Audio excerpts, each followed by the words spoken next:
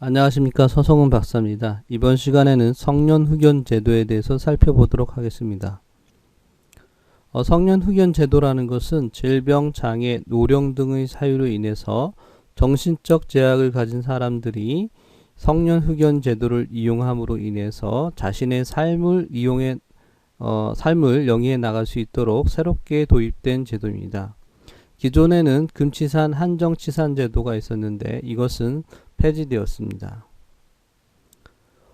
이것은 그 성년 후견 제도는 2014년도 7월 1일부터 새롭게 도입된 제도인데 기본 이념이 본인의 의사와 잔존 능력을 존중하는 것이고 그리고 기존의 한정치산과 금치산 제도가 재산 관련 분야에만 치중되었다는 것에 비해서 이 성년 후견 제도는 치료나 요양 등 신상에 관한 분야에도 폭넓게 도움을 줄 수 있다는 점에 특징이 있다 하겠습니다.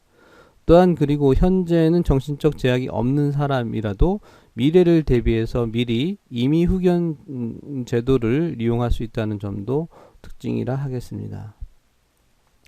이 성년 후견 제도는 크게 한 4가지의 종류로 나눠볼 수가 있는데 각각의 그 종류에 따라서 개시 신청 이유와 청구권자 그리고 본인의 행위 능력, 후견인의 권한이 조금씩 다르기 때문에 이를 한번 살펴보도록 하겠습니다.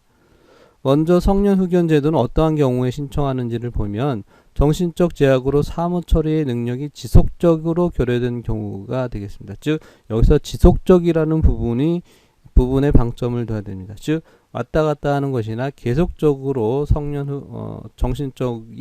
정신적으로 문제가 있어서 사무 처리를 할 수 있는 사무 처리의 능력에 제한을 받는 경우라 하겠습니다. 그리고 한정 후견인은 이제 정신적 제약으로 사무 처리 능력이 부족한 경우, 특정 후견의 경우에는 일시적 후원이나 특정 사무 후원이 필요한 경우, 그리고 임의 후견의 경우에는 정신적 제약으로 사무 처리 능력이 부족한 경우가 되겠는데요. 이 4가지 종류 모두 다 특징이 뭐냐면 정신적 제약으로 사무 처리 능력이 부족하거나 결여되거나 이렇다는 것입니다. 그러면 결과적으로 이 재판 과정에서는 이 피성년 후견인, 즉 성년 후견을 받을 사람에 대한 정신감정을 시행을 하게 되는데요. 거기에 따라서 성년 후견을 할지, 한정 후견을 할지, 특정 후견을 할지, 임의 후견을 할지를 결정한다고 보시면 되겠습니다. 그럼 이러한 그 성년 후견은 누가 신청할 수 있느냐? 기본적으로 이 4가지에 보면 공통적으로 청구할 수 있는 사람이 있는데 기본적으로 본인이라든가 배우자, 사촌 이내의 친족은 신청을 할 수가 있습니다. 그리고 또 특징적으로 뭐냐면 검사 또는 지방자치단체의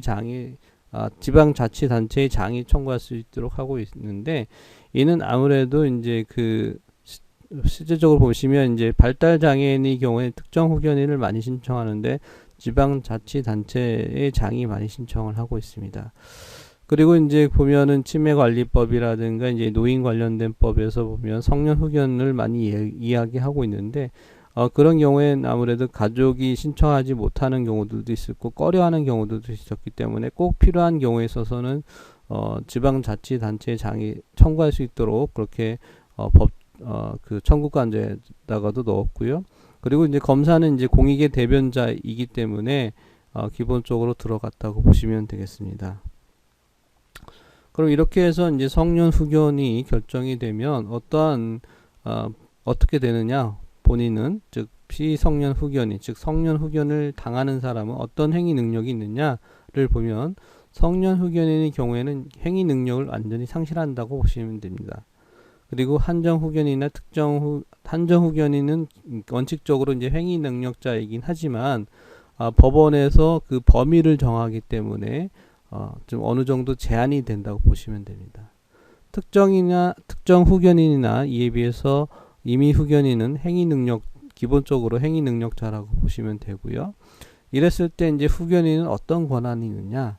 성년 후견인의 경우에는 이제 포괄적 대리권이라고 해서 거의 모든 대리권, 그러니까 재산과 신상과 관련된 모든 부분을 대리한다고 보시면 되고 피성년 후견인이 혹시라도 법률 행위를 하거나 이런 경우에는 취소권을 행사할 수가 있습니다.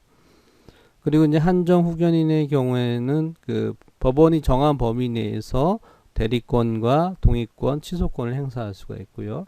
특정 후견인도 마찬가지로 법원이 정한 범위 내에서 대리권을 행사할 수가 있는데 여기선 동의권과 취소권은 없습니다.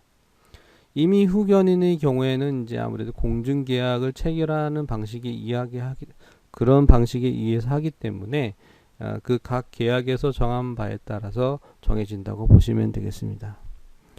이상으로 이제 성년 후견 제도에 대해서 살펴봤는데요. 아무래도 요즘은 이제 고령화 사회, 즉 초고령 사회가 얼마 안 남지 않았기 때문에 아침에 어르신들과 관련돼서 이런 부분을 우리 한번 미리 좀 알아두실 필요는 있을 것 같아서 소개해 봤습니다. 이상으로 저는 서성훈이었습니다. 감사합니다.